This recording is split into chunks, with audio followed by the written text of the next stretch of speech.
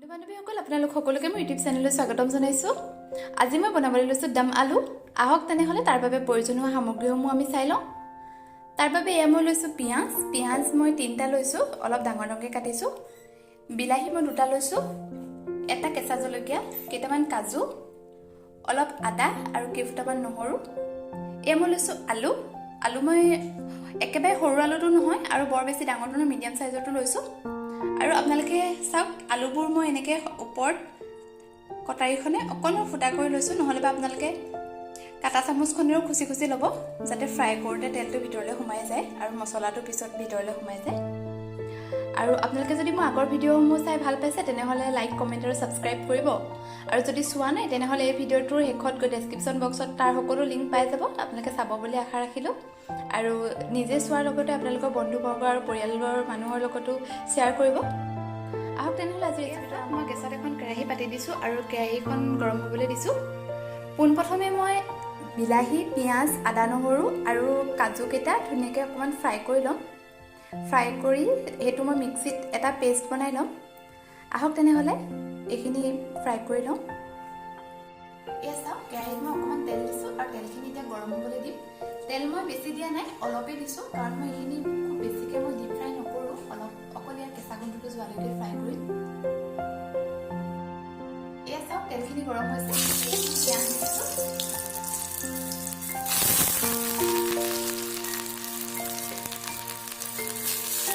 পিঁয়াজ, নহৰু, আদা, বিলাহী, কেঁচা জলকীয়া, কাজু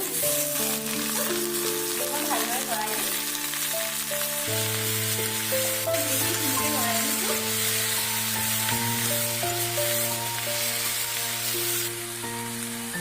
পিঁয়াজ আৰু বিলাহীখিনি বাৰু কেঁচা গোন্ধটো গৈছে। এতিয়া এইখিনি মই এখন প্লেটত কাঢ়ি ল'ম আৰু ঠাণ্ডা হ'বলৈ দিম। ঠাণ্ডা হোৱাৰ পিছতহে মই এইখিনি মিক্সিত দিম। আপোনালোকেও ঠাণ্ডা হ'লে ৰ'ব, গৰমে গৰমে মিক্সিত দিব। এয়া চাওক, মই আকৌ গেছত কেৰাহীখন পাতিছোঁ আৰু ইয়াত তেল দিছোঁ। এতিয়া তেল মই অকণমান সৰহকৈ দিছোঁ, কাৰণ আলুখিনি মই ধুনীয়াকৈ ফ্ৰাই কৰি ল'ম। আপোনালোকে আলুখিনি বাকলিটো গুচাই ভালদৰে ধুই ল'ব আৰু এনেকৈ কাটা চামুচেৰে ফুটা কৰাৰ পিছত ধুই নাথাকিব, নহ'লে আলুটোৰ ভিতৰত পানী সোমাই যাব আৰু তেলত দিয়াৰ লগে লগে ফুটিব। সেইকাৰণে আগতীয়াকৈ ধুই ল'ব, তাৰপিছত কাটা চামুচ নহ'লে বা কটাৰী যিহে সুবিধা হয় তেনেকৈ আপোনালোকে আলুটোৰ মাজত ফুটা ফুটা কৰি ল'ব। এয়া চাওক, তেলখিনি গৰম হৈছে, এতিয়া মই ইয়াত আলুখিনি দি দিছোঁ। আলুখিনি মই নিমখ হালধি একো দিয়া নাই, সুদা আলুখিনিয়ে ফ্ৰাই কৰিছোঁ। তেল অকণমান সৰহকৈ দিব, আলুখিনি ডিপ ফ্ৰাই কৰিব লাগিব।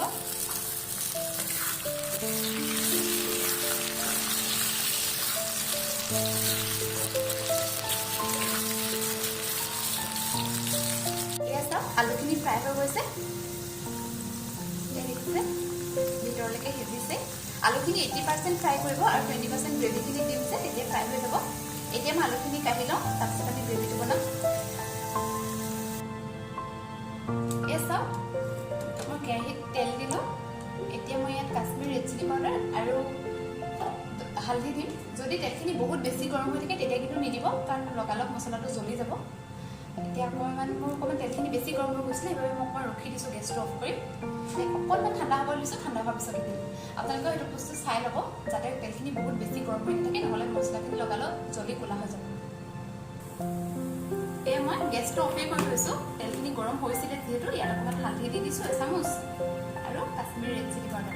মই যে কাশ্মীৰ ৰেড চিলি পাউডাৰ দিওঁ, সেইটো কিন্তু মই কালাৰৰ কাৰণেহে দিওঁ দেই, জ্বলাটো নহয়, এইটো অকল কালাৰটো ভাল কৰে, সেইটো দিছোঁ। আপোনালোকে ৰেড চিলি পাউডাৰ যিটো জ্বলা হয় সেইটো নিদিব। এতিয়া হালধি আৰু মছলাখিনি ভালদৰে লৰাই দিছোঁ। মই গেছটো এতিয়াও অন কৰা নাই, অফেই কৰি থৈছোঁ।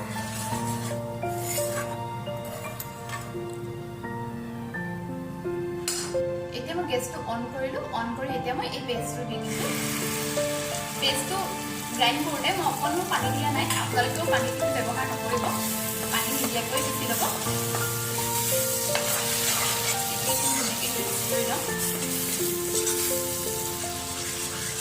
গেছটো একেবাৰে কমাই ল'ব, মই একেবাৰে কমাই লৈছোঁ।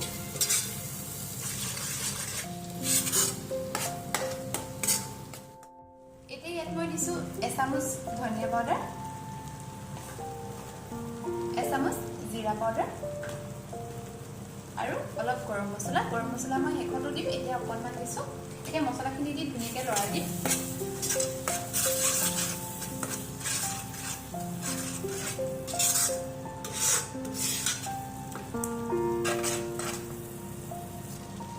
গোটেইখিনি মছলা দি ভালদৰে লৰাই এতিয়া মই এইখিনি অকণমান সময়ৰ কাৰণে ঢাকি থৈছোঁ আপোনালোকে ঢাকি দিব এয়া চাওক মছলাখিনি মই ঢাকি দিছিলোঁ এতিয়া চাইডে তেল ওলাইছে দেখিছে আপোনালোকে এনেধৰণে এনেকুৱা হোৱালৈকে ফ্ৰাই কৰিব মছলাখিনি ধুনীয়াকৈ ফ্ৰাই হৈ গৈছে এতিয়া মই আলুখিনি দিম প্ৰথমতে গৰম পানী দিয়াৰ পিছত আলু দিম আপোনালোকে গৰম পানী ব্যৱহাৰ কৰিব আৰু গ্ৰেভিটো কিমান ডাঠ বা পাতল কৰে সেইটো আপোনালোকে কিমান মানুহৰ কাৰণে বনাইছে তাৰ ওপৰত নিৰ্ভৰ কৰি সেইটো চাই ল'ব এতিয়া মই গৰম পানী দি দিছোঁ গৰম পানী দি ভালদৰে লৰাই দিম পানী আৰু অলপমান দিব লাগিব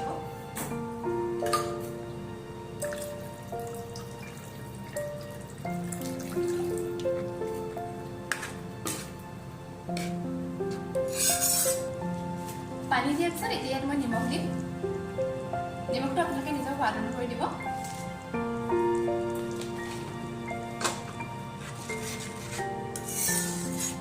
এতিয়া পানীখিনি উতলিবলৈ দিম আৰু উতল অহাৰ পিছত আলুখিনি দি দিম আৰু পানীখিনি উতলিবলৈ মই গৰম পানী দিছিলোঁ যিহেতু পানীখিনি সোনকালে উতলিব সেইবাবে মই অকণমান ঢাকি দিছোঁ এতিয়া গ্ৰেভিখিনি উতলিছে এতিয়া মই আলুখিনি দিছোঁ আলুখিনি দি ধুনীয়াকৈ লৰাই অলপ ঢাকি থওঁ যাতে মছলাখিনি আলুৰ ভিতৰলৈ সোমাই যায় বন্ধু বান্ধৱীসকল এয়া চাওক গ্ৰেভিটো ডাঠ হৈ গৈছে আৰু নমাব পৰা হৈছে এতিয়া ইয়াত মই অকণমান গৰম মছলা দিছোঁ গৰম মছলা অথনি অকণমান দিছিলোঁ এতিয়া এটা আধা চামুচ দি দিছোঁ দি অকণমান লৰাই 2 মিনিটৰ পিছত এইটো মই নমাই দিম আৰু আপোনালোকক একেবাৰে পৰিৱেশন কৰিয়ে দেখাম গৰম মছলা দিও ভালদৰে লৰাই দিব এয়া চাওক আমাৰ দম আলু ৰেডি হৈ গৈছে আপোনালোকে এনেধৰণে বনাই খাব আৰু কেনেকুৱা পালে জনাব বনাবলৈ অতি সহজ আৰু খাবলৈও টেষ্টি হয় আৰু যদি আপোনালোকে ভাল পায় তেনেহ'লে কমেণ্ট কৰিব কেনেকুৱা পালে আৰু মোৰ ভিডিঅ'সমূহ লাইক কৰিব ছাবস্ক্ৰাইব কৰিব ধন্যবাদ